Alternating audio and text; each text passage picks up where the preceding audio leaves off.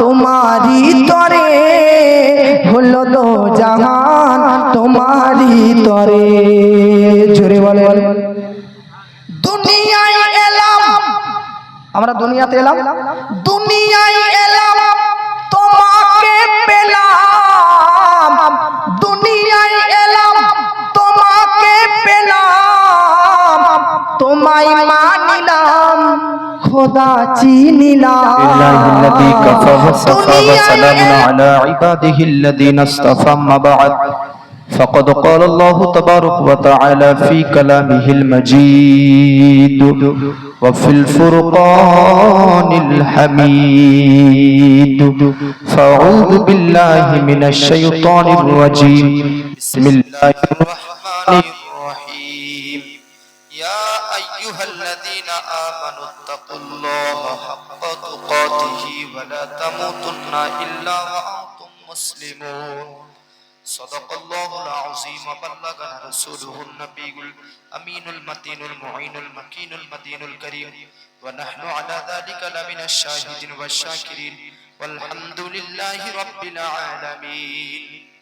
وقال الله عز وجل في شان حبيبه المصطفى إن الله وملائكته يصلون على النبي يا أيها الذين آمنوا صلوا عليه وسلموا تسليما اللهم صل على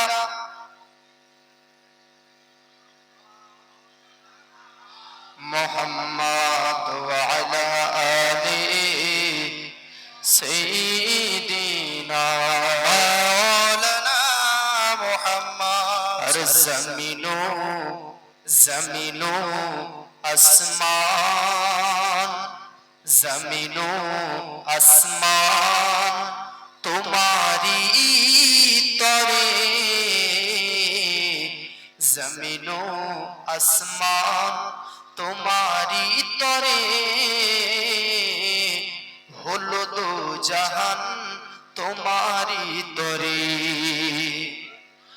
জমিনো আসমান তোমারি তরে হলো দো জাহান তোমারি তরে দেহের মধ্যে জান আর দেহের মধ্যে জান দেহের মধ্যে জান তোমারি তরে ও নবী মহান তোমারি তরে।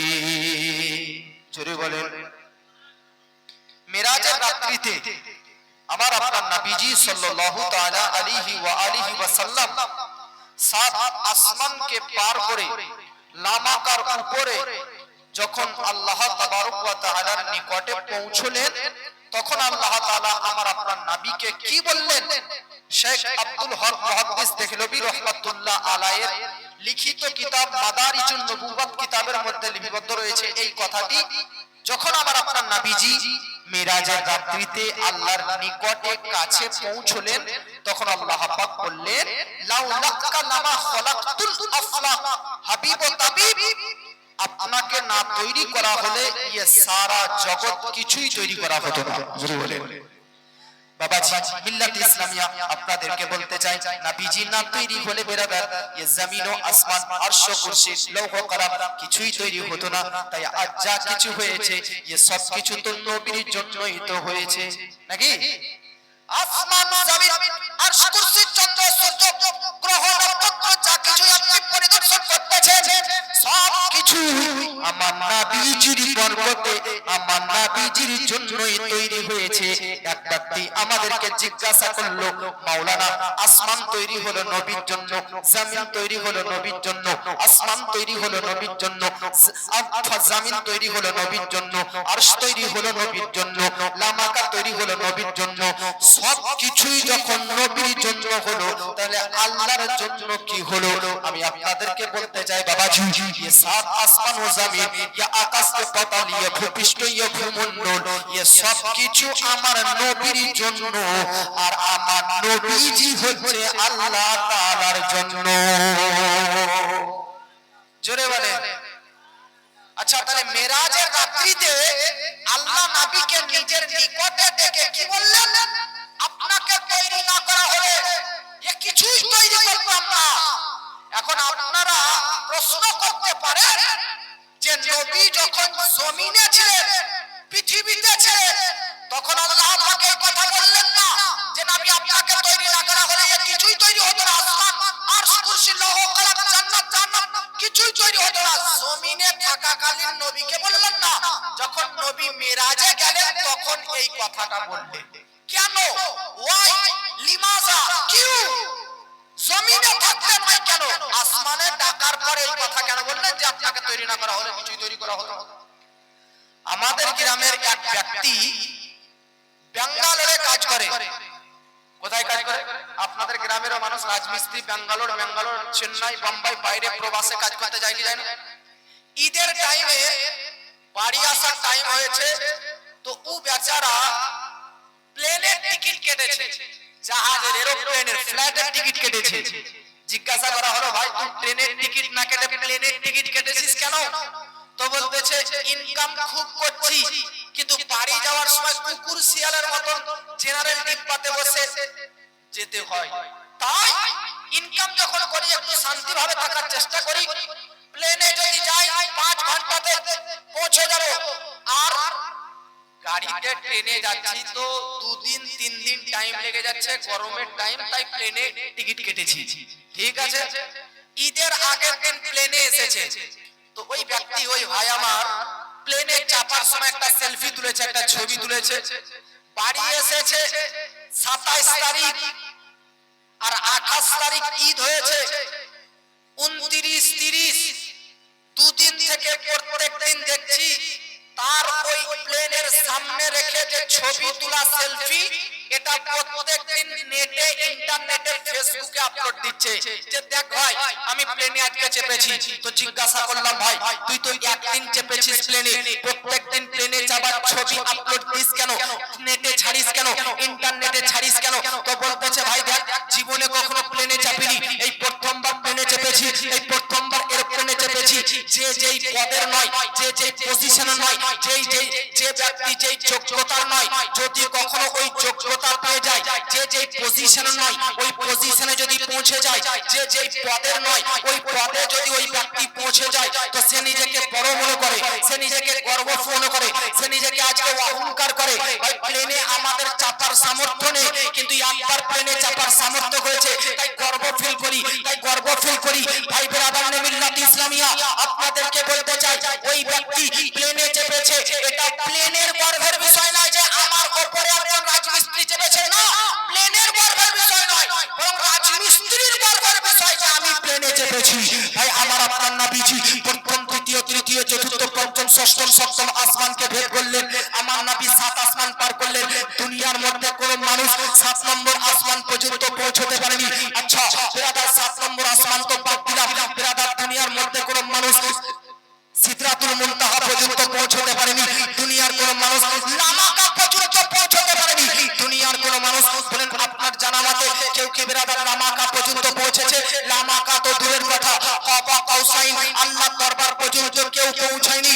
এখন জগৎবাসী এই কথা নবীর ব্যাপারে বলে দিতে পারে যে কেউ 7 আসমানের পর্যন্ত পৌঁছায়নি, কেউ সিদরাতুল মুনতাহা পর্যন্ত যায়নি, কেউ লামাকা পর্যন্ত যায়নি, কেউ কাবা কাউসাইন পর্যন্ত যায়নি। আরে শেষ নবী মুহাম্মদই তো গিয়েছে 7 নম্বর আসমান পার করেছে, শেষ নবী তো সিদরাতুল মুনতাহা পর্যন্ত গিয়েছে, শেষ নবী তো লামাকা পর্যন্ত গিয়েছে। কেউ যখন যায়নি, আল্লাহ নবীকে 7 আসমান পার করিয়ে সিদরাতুল মুনতাহা পার করিয়ে লামাকা পর্যন্ত নিয়ে গিয়েছে। তার মানে এটা নবীর ভাগ্যের বিষয়, নবীর গর্বের বিষয় যে নবী লামাকা পর্যন্ত গিয়েছে, নবী সিদরাতুল মুনতাহা পর্যন্ত গিয়েছে। এই কথা যেন কেউ না বলতে পারে যে নবীর ভাগ্যের বিষয়, নবী সিদরা পার করেছে, লামাকা পার করেছে, আজকে কাবা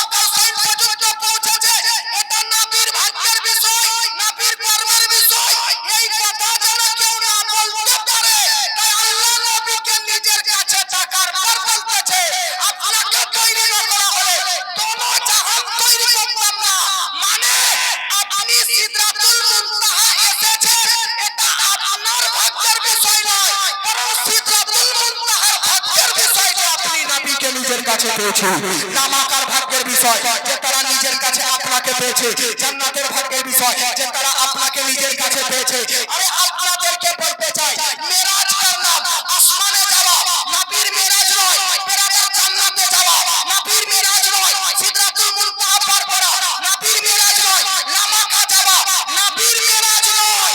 বরং সিদরাতুল মুনতাহা আসমান জান্নাতের মেরাজ। যে আমার নবীজির কদম ধুলি পেয়েছে, আমার নবীজির মেরাজ জাস্ট এতটুকু যে ওহুয়া ফিল উফুকিল আলা সুম্মা বালা ফাতাদাল্লা ফাকানা কাবা কাউসাইনি আও আদনা। নবীর মেরাজ আসমান নয়, নবীর মেরাজ জান্নাত নয়, নবীর মেরাজ সিদরা নয়, নবীর মেরাজ লামাকা নয়, বরং নবীজির মেরাজ হচ্ছে আল্লাহকে দিদার ও দর্শন করা। সুবহানাল্লাহ, সুবহানাল্লাহ। জোরে বলেন। এই জন্য আসমানে যাওয়া নবীর মেরাজ না আসমানের মেরাজ যে তারা নবীকে পেয়েছে? জোরে বলে। সিদরাতুল মুনতাহাতে নবী গিয়েছেন, এটা সিদরাতুল মুনতাহার মেরাজ না নবীজির মেরাজ যে সিদরাতুল মুনতাহাতে গিয়েছেন? না, এটা সিদরাতুল মুনতাহার মেরাজ যে বেরাদার তারা নবীকে নিজের কাছে পেয়েছে। জোরে বলুন সুবহানাল্লাহ। এই জন্যই তো বলতেছে কবি, জমিন ও আসমান তোমারি তরে, আর জমিন ও আসমান তোমারি তরে, হলো দো জাহান তোমারি তরে। মুখেতে কথা দিলেতে ব্যথা, মুখেতে কথা দিলেতে ব্যথা, পা থেকে মাথা আরো তথা। আরে এসেছি হেথা, আর এসেছি হেথা যাইবো সেথা, এসেছি হেথা যাইবো সেথা, ও আদমের পিতা তোমারি তরে। জমিন ও আসমান তোমারি তরে, হলো তো জাহান তোমারি তরে। চুরি বলে। তাই নবীজির মেরাজ কতটুকু? আল্লাহকে দিদার করা, এটাই হচ্ছে নবীর মেরাজ, নাকি বাবাজি? মিল্লাত ইসলামিয়া। এবার আপনারা বলবেন, হুজুর আল্লাহকে দেখা কি সম্ভব? পৃথিবীতে থাকাকালীন, জমিনে থাকাকালীন আল্লাহকে কি দেখা সম্ভব? না না মুসলমান ভাই, জাগ্রত অবস্থায় সচক্ষে চামড়ার চোখে জমিনে থাকাকালীন জেগে জেগে কেউ আল্লাহকে দিদার করতে পারবেন না। হ্যাঁ, স্বপ্নের মধ্যে আল্লাহকে দিদার করা সম্ভব। ইমামে আযম আবু হানিফা রাহমাতুল্লাহ আলাইহি তিনি স্বপ্ন জগতে আল্লাহকে 100 বার দিদার করেছেন। জোরে বলে। তাহলে বাবাজি আপনাদেরকে বলতে চাই ব্রাদার, এটা তো ঘুমন্ত অবস্থায় স্বপ্নের মধ্যে আল্লাহকে দেখা সম্ভব, কিন্তু জাগ্রত অবস্থায় সচক্ষে এই চামড়ার চোখে আল্লাহকে দেখা সম্ভব নয়। কেউ আল্লাহকে দেখতে পাননি, না নবীগণরা পেয়েছে, না সাহাবাগণরা পেয়েছে, না কোনো কুতুব পেয়েছে, না কোনো গস পেয়েছে, না কোনো আব্দাল পেয়েছে। যখন ইনারা কেউ আল্লাহকে জাগ্রত অবস্থায় দেখতে পাননি, তখন আপনি আমি গুনাহগার আল্লাহকে কি করে দেখতে পাবো? তবে আপনাদেরকে বলতে চাই বাবাজি, মুমিন হয়ে ইন্তেকাল করার চেষ্টা করুন, ইমানদার হয়ে মারা যাবার চেষ্টা করুন। বাবাজি ঈমানি অবস্থায় মৃত্যুবরণ করুন। কেন কেন কেন? তার কারণ মুমিন অবস্থায় যারা ইন্তেকাল করে, ইমানদার অবস্থাতে যারা ইন্তেকাল করে, আল্লাহর কুরআন বলতেছে হুসনা, এর ব্যাখ্যাতে তাফসীরকারগণ বলেছে হাশরের ময়দানে কিয়ামতের দিন বেরালা প্রত্যেকটি মুমিন ব্যক্তি যেমন দুনিয়াতে সূর্যকে চন্দ্রকে দর্শন করতেছে, মারা যাবার পর বেরালা হাশরের ময়দানে চন্দ্র সূর্যের ন্যায় আল্লাহকে মুমিন ব্যক্তিরা দেখতে পাবে। সুবহানাল্লাহ। মুমিন ব্যক্তি হাশরের ময়দানে আল্লাহকে দেখতে পাবে। তবে এটা মারা যাওয়ার পর, মারা যাওয়ার আগে এই জমিনে থাকতে কেউ আল্লাহকে দিদার এবং দর্শন করতে পারবে? যেটা বলেন দিদার এবং দর্শন করতে পারবে না। তাহলে আল্লাহ যখন এই বিধান রেখেছে যে কেউ আমাকে পৃথিবীতে থাকতে দেখতে পাবে না, তাহলে আমার আপনার নবীকে আল্লাহ নিজের দিদার কেন দিলেন? ওয়াই লিমাজা, কিউ, কেন? যখন কেউ দেখতে পাবে না, তখন আল্লাহ আমার নবীকে কেন নিজের দিদার দিলেন? কথা বুঝতে পারছেন কি পারেন না? হাত উঠিয়ে বলুন ইয়া রাসূলুল্লাহ। ভাই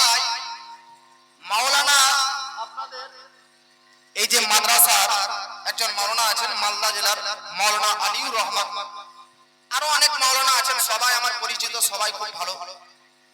তো মাদ্রাসার এক মাওলানার ব্যাপারে গ্রামের এক ব্যক্তি বলতেছে মাদ্রাসার মাওলানা একজন ব্যক্তিকে মার্ডার করেছে। ভাই এটা সত্য ভাবেন না, একটা উদাহরণ দিচ্ছি। মাদ্রাসার মাওলানা কি করেছে? মার্ডার করেছে। আচ্ছা, কোর্ট হয়ে গেছে, মৌলবীদের যে কোনো কাজ কিন্তু খুব তাড়াতাড়ি ফয়সালা বিচার হয়। সাধারণ মানুষ করবে কোনো ব্যাপার নয়, আর মৌলবীরা যদি করে তো একটু তাড়াতাড়ি বিচার হয়। হাইকোর্ট হোক, সুপ্রিম কোর্ট হোক, যে কোনো কোর্টে এই মাওলানাকে পেশ করা হয়েছে। আচ্ছা, এই মাওলানার ব্যাপারে কি অভিযোগ? তো বলা হলো, উকিল সাহেব বলছে যে এই মাওলানা একজনকে মার্ডার করেছে, এই অভিযোগ এসেছে। আচ্ছা, কে সাক্ষীদাতা আছে, সাক্ষ্য হিসাবে কে আছে, উইটনেস কে? তো গ্রামের ওই ব্যক্তি দাঁড়িয়ে গিয়েছে, জজ সাহেবকে বলতেছে জজ সাহেব আমি সাক্ষ্য দেব। আচ্ছা, উইটনেস বক্সে এসে বলো। তো এই গ্রামের এই ব্যক্তি উইটনেস বক্সে আসার পর বলতেছে মাওলানা সাহেব মার্ডার করেছে, আমি সাক্ষ্য দিচ্ছি, আমি गवाही দিচ্ছি। मैंने गवाही दे दिया, मैं गवाही देता हूं कि ये मौलाना मर्डर किया है। तो जज साहब ने कहा अच्छा, तुमने अपने आंखों से जिस जगह मर्डर हुआ उस जगह खड़े होकर या बैठे हुए तुम क्या खुद अपनी आंखों से मर्डर करते हुए देखा है? তুমি যে মার্ডার করেছে এই মাওলানার ব্যাপারে সাক্ষ্য দিচ্ছ, তো তুমি ওই ঘটনা স্থানে উপস্থিত হয়ে সচক্ষে চামড়া চোখে মার্ডার করা দেখেছো? তো ওই গ্রামের ওই ব্যক্তি বলতেছে জজ সাহেব, মার্ডার যেখানে হয়েছিল ওইখানে আমি ছিলাম না, আর নিজের চোখেও মার্ডার করা দেখিয়েনি, তাহলে তুমি সাক্ষ্য দিচ্ছ কেন? পাড়াতে আমার বউ কার মুখ থেকে শুনে এসেছে, ওইটা শুনে আমি আপনার এখানে সাক্ষ্য দিতে এসেছি। কথা বুঝতে পেরেছেন কি পারেননি? বউয়ের মুখে শুনে এসে এই সাক্ষ্য দিচ্ছে উইটনেস বক্সে জজকে জি মাওলানা মার্ডার করেছে। ভাই, এই ব্যক্তির সাক্ষ্য সংবিধান কি গ্রহণ করবে? জোরে বলেন, গ্রহণ করবে? এই ব্যক্তির সাক্ষ্য দেওয়া জজ কি একসেপ্ট করবে? এই ব্যক্তির সাক্ষ্য কি গ্রহণযোগ্য হবে? No, never, impossible. না, কেন? তার কারণ যে কোনো বিষয়ে সাক্ষ্য দিতে গেলে, গওয়াহি দিতে গেলে ঘটনা স্থানে উপস্থিত থেকে নিজের চোখে দেখা লাগবে, তবেই সাক্ষ্যটা আপনার গ্রহণযোগ্য হবে। মাওলানা সাহেবকে যদি মার্ডার করা স্থানে এই ব্যক্তি দাঁড়িয়ে থেকে নিজের চোখে দেখতো, তাহলে এর সাক্ষ্য দেওয়া, গওয়াহি দেওয়াটা আজকে বেরাদারানে মিল্লাত ইসলামিয়া জজ গ্রহণ করতো, একসেপ্ট করতো, কিন্তু সে ঘটনা স্থানে উপস্থিত থেকে নিজের চোখে দেখেননি, বরং শোনাশুনি সে বলে দিয়েছে। আপনাদেরকে বলতে চাই ব্রাদার, এবার আসুন ব্রাদার, পৃথিবীর মধ্যে ব্রাদার হযরতে আদম নবী আসলেন, আসার পর বললেন আল্লাহ এক, লা ইলাহা ইল্লাল্লাহ, আমি সাক্ষ্য দিচ্ছি আল্লাহ তাআলা এক। হযরতে নূহ নবী আসলেন, আসার পর বললেন আশহাদু আল্লা ইলাহা ইল্লাল্লাহ, আমি সাক্ষ্য দিচ্ছি আল্লাহ এক। হযরতে ইদ্রিস নবী, হযরতে শীস আলাইহিস সালাম, হযরতে ইব্রাহিম আলাইহিস সালাম, হযরতে ইসমাঈল আলাইহিস সালাম, হযরতে ইয়াকুব ও ইউসুফ ও দাউদ ও সুলাইমান, পৃথিবীর মধ্যে হযরতে ঈসা ও মুসা, পৃথিবীতে 1 লক্ষ কম বেশি 23,999টি নবী আসলেন। সব নবী বললেন আল্লাহ এক, আল্লাহ এক, আল্লাহ এক। আর হযরতে আদম নবীকে জিজ্ঞাসা করা হলো, আদম তুমি যে আল্লাহ এক বলে সাক্ষ্য দিচ্ছ, সচক্ষে কি আল্লাহকে চোখে দেখেছো? তো আদম নবী বললেন না, দেখিনি। হযরতে নূহ নবী বললেন আল্লাহ এক সাক্ষ্য দিচ্ছি। তো নূহ নবীকে জিজ্ঞাসা করা হলো ডাইরেক্টলি চরম চোখে আল্লাহকে দেখেছো? তো নূহ নবী বলল আল্লাহকে ডাইরেক্টলি দেখিনি। পৃথিবীর মধ্যে যারা নাস্তিক আছে, নাস্তিক যারা এক আল্লাহকে আল্লাহ বলে মানে না, তারা তো কোশ্চেন করতে পারে যে সব নবী এসেছে আর বলেছে, সাক্ষ্য দিয়েছে যে আল্লাহ এক, আল্লাহ এক, কেউ তো নিজের চোখে আল্লাহকে দেখে আসেনি, তাহলে কারো আল্লাহ এক বলে সাক্ষ্য দেওয়া সুসম্পূর্ণ নয়। নাস্তিকরা প্রশ্ন করতে পারে, মুসলমানরা বলে আল্লাহ এক, আল্লাহ এক, কেউ কি আল্লাহকে দেখেছো? আপনি আমি কেউ তো আল্লাহকে দেখিনি, তাহলে আল্লাহকে যখন দেখিনি আল্লাহ এক বলে সাক্ষ্য দেওয়াটা তো গ্রহণ হবে না। তার কারণ যে কোনো বিষয়ে সাক্ষ্য দিতে গেলে চোখে দেখা লাগবে, কেউ তো আমরা চোখে দেখিনি।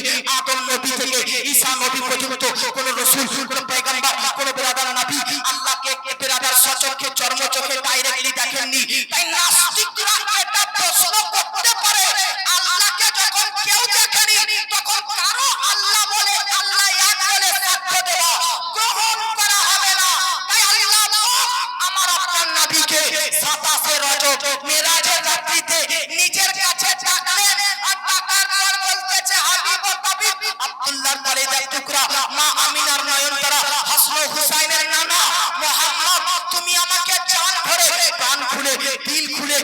খুলে প্রাণ ভরে দর্শন ও দিদার করে নাও, তুমি দেখে নিবা তো তোমার দেখাটা আদম নবীর এক আল্লাহ বলে সাক্ষ্য দেওয়াটা সুসম্পূর্ণ হয়ে যাবে। তোমার দেখাটা নূহ নবীর এক আল্লাহ বলে সাক্ষ্য দেওয়াটা গ্রহণযোগ্য হয়ে যাবে। এক কথাতে গোটা বিশ্বে মুসলমানদের এক আল্লাহ বলে সাক্ষ্য দেওয়াটা সুসম্পূর্ণ হয়েছে আমার আপনার নবীজির মেরাজের রাত্রিতে আল্লাহকে দেখানোর মধ্যে। সুবহানাল্লাহ, সুবহানাল্লাহ, জোরে বলেন সুবহানাল্লাহ। এই জন্য আল্লাহ তাআলা আমার আপনার নবীকে নিজের কাছে ডেকে নিজের দিদার দিলেন, তাতে যেন মুসলিমদের আল্লাহ এক বলে সাক্ষ্য দেওয়াটা সুসম্পন্ন হয়ে যায়। জোরে বলেন সুবহানাল্লাহ, আর মহব্বতে বলেন সুবহানাল্লাহ, আর মহব্বতে বলেন সুবহানাল্লাহ। আরশের মিরাজ তুমি জানিরাজ, আরশের মিরাজ তুমি জানিরাজ, শাফাআতের তাজ সব তোমার কাজ। আরে দেখে নিও লাজ ये बंदा नवाज, अरे देखे नियो लाज ये बंदा नवाज, मोमिनेर आवाज तुम्हारी तरे। जोरे बोले जमीनो आसमान तुम्हारी तरे, হলো তো জাহান তোমারই তরে। চাঁদেরই ছবি হয় না